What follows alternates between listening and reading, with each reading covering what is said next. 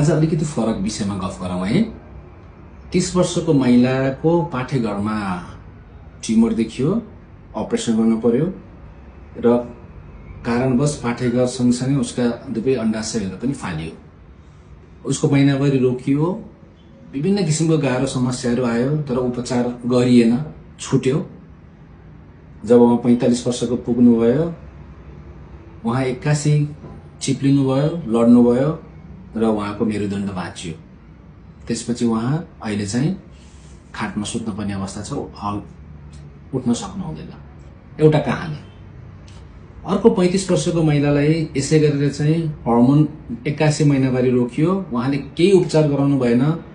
एक प्रकारले ल छिटो रोकिन्छ कसैले भनिदियो, उहाँले यसलाई सामान्य रूपमा लिनुभयो।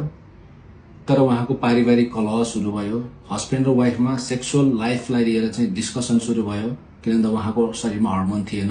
अन्त्यमा गएर डिभोर्समा चाहिँ पुगियो। यी सामान्य घटना मात्रै। जब महिलाहरू 45 देखि 50 वर्ष पुग्नुहुन्छ, महिनावारी सुक्दै जाने हामी सबैलाई थाहा छ, यो नेचुरल प्रोसेस हो। तर यसमा कहिलेकाहीँ एकदमै अननेचुरल भइदिन्छ, छिटो महिनावारी सुक्छ। कसैलाई 40 देखि 45 वर्षको बिचमै महिनावारी सुक्छ, यसलाई अर्ली मेनोपज भन्छ।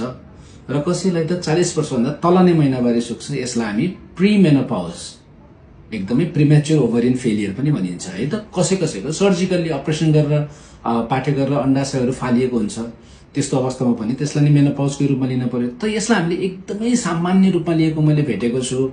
धेरै जसो बिरामीहरू औषधि खानु हुँदैन, हर्मोनको उपचार गर्नुपर्ने हुन्छ है त्यस्ता बिरामीहरूलाई। यो भिडियो अलिकति बुझ्न गाह्रो हुन्छ होला, यो के बोलेको छ डाक्टरले, कि यो बारेमा त हामीले सुनेकै थिएनौँ भन्ने कुरा हुन्छ। मैले यो बारेमा अवेरनेस साह्रै नै कम देखेर यो भिडियो बनाएको हो। हामी महिलाहरू, नेपाली महिलाहरू यो बारेमा अलिक सचेत हुन पर्यो है त। एस्ट्रोजेन भन्ने हर्मोन भगवानले हामीलाई 51 वर्षसम्म दिनुभएको हुन्छ। प्राय जसो संसारमा चाहिँ महिनावारी रोकिने भनेको 51 वर्षमा हो। तर 45 वर्षभन्दा पछाडि चाहिँ त्यसलाई पनि सामान्य रूपमा लिन मिल्छ। तर यदि हजुरको महिनावारी छिटो रोकियो भने सुरुमा त हजुरलाई कस्तो हुन्छ भन्दाखेरि शरीरलाई चाहिँ अलिकति चाहिँ एकदमै गर्मी फिल हुन्छ, हट फ्लसेस भन्छ, शरीर एक्कासी तात्ने, पसिना चिट आउने, अनि त्यसपछि आएर टाउको दुख्ने, अनि एकैछिनमा फेरि छोड्ने, यस्ता हट फ्लसेसहरू आउन सक्छन्। दोस्रो, प्राइभेट पार्ट्सहरू चिलाउने, ड्राई हुने, अथवा चाहिँ त्यसमा फोहोर पानीहरू बग्ने हुन सक्छ। त्यो सामान्य सुरुवाती अवस्थाहरू हुन्। तर पछि यसको उपचार गरिएन भने पछि गएर त्यस हजुरले हड्डी, हजुरको चाहिँ बोन चाहिँ बिस्तारै कमजोर हुँदै जान्छ। त्यसलाई हामी अस्टियोपोरोसिस भन्छौँ। यो बारेमा बुझ्नु एकदमै जरुरी छ। यदि हजुरको